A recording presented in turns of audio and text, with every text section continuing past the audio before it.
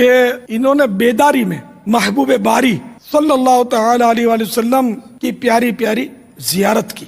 اچھا، سبحان اللہ۔ تو نبی علیہ السلام نے جب اشرف تھانوی صاحب کے خواب میں آ کے دیوبند مدرسے کی بنیادیں کھینچی تھی، تو انہی پاک پتن والوں نے دیوبند مدرسے کو نبی علیہ السلام کا مدرسہ کیوں نہیں مان لیا؟ سمجھ آئی آپ کو بات کی؟ نہیں مانیں گے، وہ کہیں گے ساڈے نو آ سکتا ہے، وہ تواڈے نو کتوں آ سکتا ہے؟ دو ہی جھوٹ مار دیو، کچھ حیا کر۔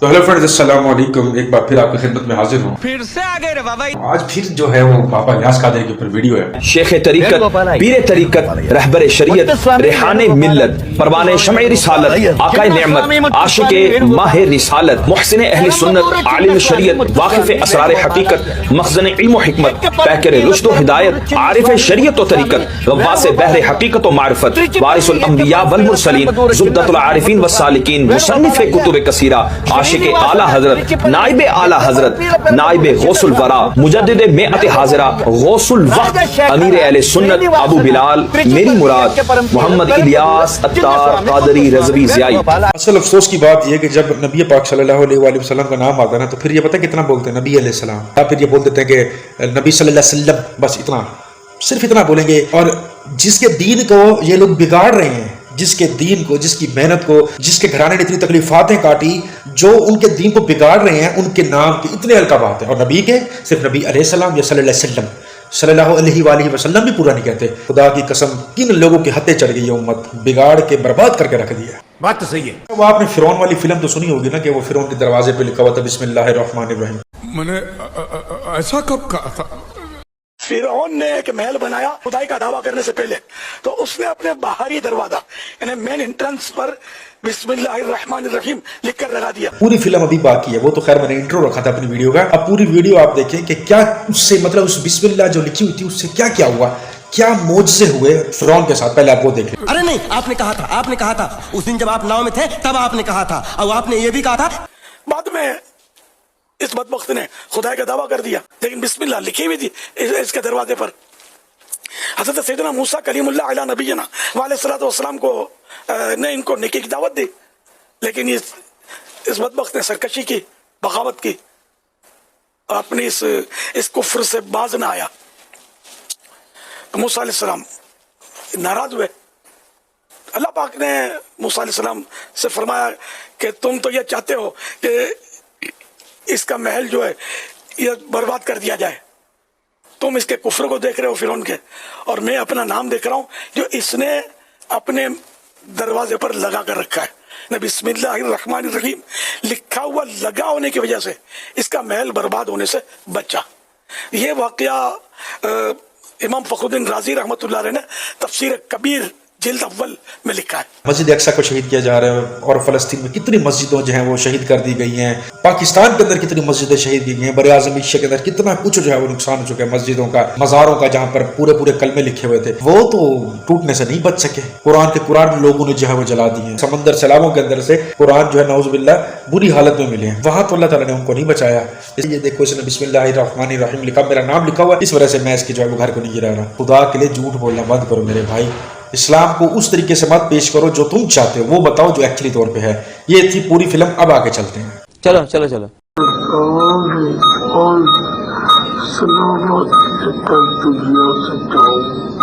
اللہ میں بخشا جاؤ، اللہ میں بخشا جاؤ، فہمی کی امت بخشی جائے، صلی اللہ علیہ وسلم سے مجھے عشق ہے، پیارے آقا صلی اللہ تعالیٰ علیہ وسلم سے مجھے عشق ہے، روز پاک سے عشق ہے، روز پاک سے عشق ہے، صحابہ کرام سے عشق ہے۔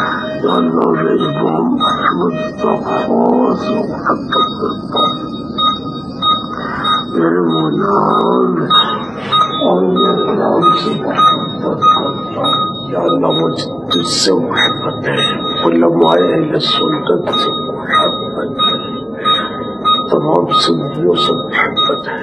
مریدوں کی مغفرت فرما، میرے مریدوں کی مغفرت فرما۔ اللہ جو میرے ہاتھ تک توبہ کرتا ہے، مرید ہوتا ہے، مصطفیٰ کا مرید بنتا ہے، سب کو بخش دے۔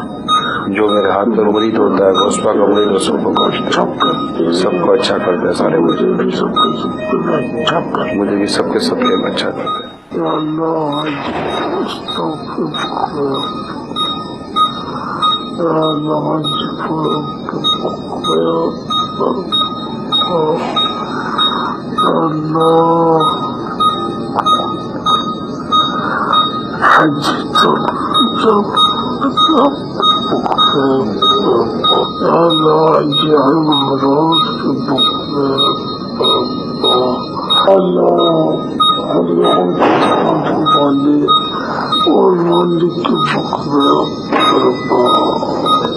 اللہ دعوت سے اسلامی اور والی کی دعوت اسلامی والے اور والی کو بے شوق دعوت اسلامی والے اور والی کو بے شوق دعوت اسلامی کا بول بالا دعوت اسلامی کا بول بالا اللہ دعوت اسلامی کے تمام کی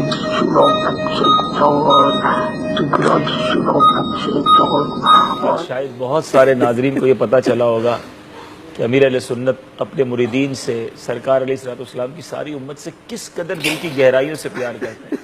کس پیارے انداز میں ہمارے لیے یہ دعائیں ہو رہی ہیں, سب نیک بن جائے, سب سے اللہ راضی ہو جائے, اب میں سے کسی کی کوئی نماز قضا نہ ہو. کمال ہے. ایسی شخصیت تو شاید کبھی سنی بھی نہیں تھی ہم نے. تو یعنی بعض اوقات ہو سکتا ہے کسی کے ذہن میں سوال آتا ہو یہ اپنے پیر کا تذکرہ بہت کرتے ہیں, یہ بہت ان کی تعریف بیان کرتے ہیں. ارے ایسا ہے تو کوئی بتائے نا. آج تو دیکھ کے ہکے بکے رہ گئے کہ اس کیفیت میں بھی اپنے مریدوں کو نہیں بھولے, اپنے دعا کرنے والوں کو نہیں بھولے, اتنی دعاؤں سے نواز رہے. اور ان کا اپنا خوف خدا کیسا ہے, ان کا اپنا عشق رسول کیسا ہے, ان کے اندر کیا کچھ ہے, یہ آج سب ہمیں نظر آ رہا ہے. تو کیوں نہ پھر ان سے محبت کی جائے. اپنے وطن کو نہیں بھولے. آپریشن کرنے والے ڈاکٹر اور آپریشن کرنے والے ڈاکٹر کے بخشے جائے اور آپریشن کرنے والے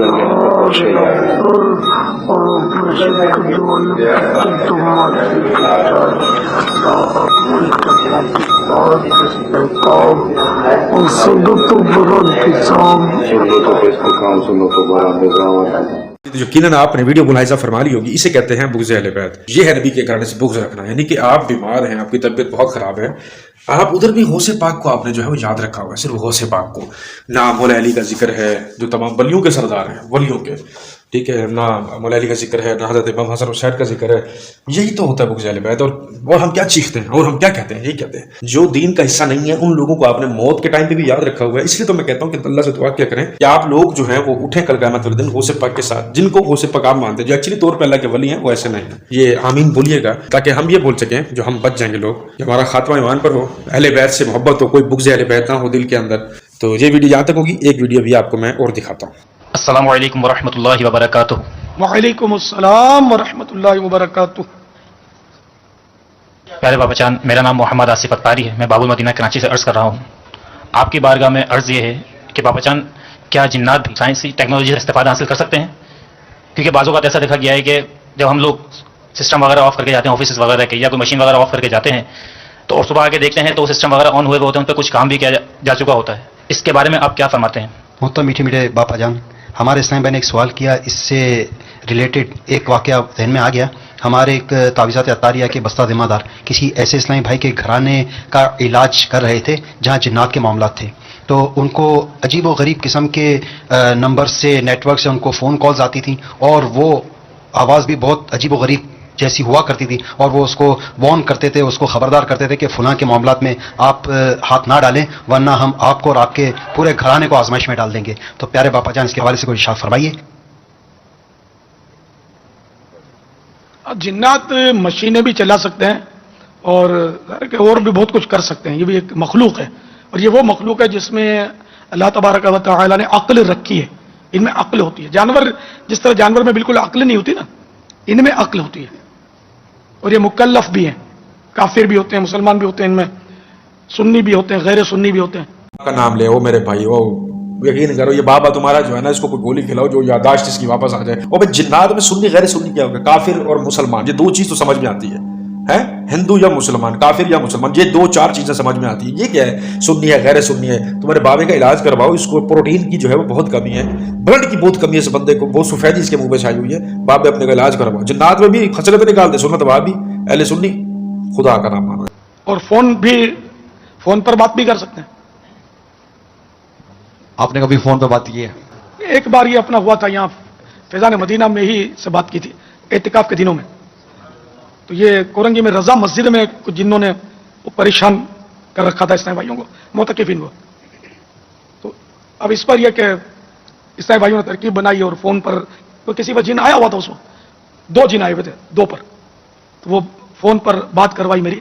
تو وہ بڑا عجیب و غریب وہ آوازیں نکال رہا تھا. اس وقت تو اپنا مدنی چینل تو تھا نہیں, نہ کوئی وہ سسٹم ایسا تھا جو اس کی آواز ریکارڈ کی جا سکتی. بہت سال ہوئے اس کو. وہ بہت ہی بدھی کر کے وہ اس طرح کی باتیں کر رہے تھے انداز میں. تو تھوڑی وہ ٹیڑھی باتیں کی اس نے کیا, تو میں نے اس کو ڈانٹا تھا. تو پھر تھوڑا سنبھل گیا. اور خیر کیا بات ہے, مطلب کہ جو آج کل جنات نے بھی بدماشی گروپ جوائن کیا ہوئے, ڈور بنے ہوں گے, فون کر دیتے کہ فلانے کے معاملے میں فلانے کے پھڈے میں نہیں, تو ایسی تیسی کر دیں گے. صحیح ہے, بدماش ہوں گے بھائی, جن ہیں بدماش بھی ہو سکتے ہیں وہ. خیر ابھی تھوڑا اور آگے چلتے ہیں. میں نے کہا کہ تم ان کو تنگ کرنا چھوڑ دو. تو بولا ہم یہاں 10 جنات ہیں جو اعتکاف کیے ہوئے ہیں, اور یہ لوگ جو ہے نا کچھ اس طرح کے ان کے مسائل بتائے تھے اس جن نے, کہ یہ چھوٹے لڑکوں سے بہت ترکیبیں کرتے ہیں, دوستیاں کرتے ہیں مردوں سے. ٹپا ٹپ, یہ وہی جو ہے ترکیبیں کرتے ہیں, اور اس پر باپ الیاس قادری کو حیا بھی آئی ہے کہ یہ میں کیا بول رہا ہوں, اس لیے تو آپ کو خارش ہو رہی ہے. اور عبداللہ صاحب کہ یار یہ تو بھی باپ الیاس قادری نے خود کے بارے میں سوچا تو ہوگا, مطلب واش روم جا کے اکیلا. ویسے تو اس کا مرید اکیلا نہیں چھوڑتے اس کو, لیکن جب اکیلا ہوتا ہوگا تو یہ بندہ ہنستا ضرور ہوگا, یار میں کتنا بڑا ڈرامے باز ہوں, کتنا بڑا کہانی باز ہوں. چھوٹے لڑکوں سے ترکیبیں کرتے ہیں یار, کیا بات ہے یار. یار آئی لو یو باپ الیاس قادری. آج ہی بدل لیا سالا. نہیں بعض اوقات بلکہ اکثر یہی ہوتا ہے کہ استنجا خانے میں, لیٹرین میں, گھر کے واش روم میں ایک چپل کی جوڑی ہوتی ہے. اب وہ چاہے مردانہ ہو چاہے زنانہ ہو, لیڈیز ہو یا جینٹس ہو, یہ سب گھر والے اسی کو پہن کے استعمال کرتے ہیں. تو اگر وہ جینٹس کی چپل ہے مردوں کی, تو عورت پہنے گی تو یہ گناہگار ہوگی. عام طور پر دونوں ہی اصناف ہوتی ہیں, دونوں ہی قسمیں ہوتی ہیں, مرد بھی ہوتے ہیں عورت بھی ہوتی ہیں, ماں بہنیں بھی ہوتی ہیں, بچوں کی امی بھی ہوتی ہے, بیٹیاں بھی ہوتی ہیں, بیٹے بھی ہوتے ہیں, بھائی بھی ہوتے ہیں. تو یہ سب, تو ایک مردانہ چپل ہونی چاہیے واش روم میں, ایک لیڈیز چپل ہونی چاہیے, 2 جوڑیاں ہونی چاہیے. ہر ایک اپنے اپنے چپل پہن کر استنجا خانے میں جائے. یہ بہت اہم مدنی پھول ہے, اس کو سب اپنا لیجیے. ایک بندے کی شلوار بھرنے والی اور وہ دوسرے, سوری یہ تو مردانہ چپل ہے, میں تو زنانہ پہننی ہے, بس وہی ہو گیا کام. اپنے طور طریقے سے جو چیز ذہن میں آتی ہے بس اس پر انہوں نے بول دینا ہے کہ, اور جتنے لاکھوں کروڑوں مرید ان کی باتوں کو مانتے ہیں, ان کو تو چاہیے تھا کہ یہ دین کو عام کریں, جو چیز دین میں ہے وہ بتائیں, جو نہیں ہے ان سے منع کریں, روکیں. کتنا ان کو ثواب ملتا دنیا بھی, میں کہتا ہوں سرکار جنتی آدمی ہو جاتا, لیکن اس نے الٹے پیر کو مار دیا. یہی ہوتا ہے جب آپ قرآن سے دور ہوتے ہو, حدیثوں سے دور ہوتے ہو, نبی کی تعلیمات سے دور ہوتے ہو, اہل بیت کا بغض دل کے اندر ہوتا ہے, تو یہی ہوتا ہے کہ آپ بے وقوفوں والی حرکتیں کرتے ہیں.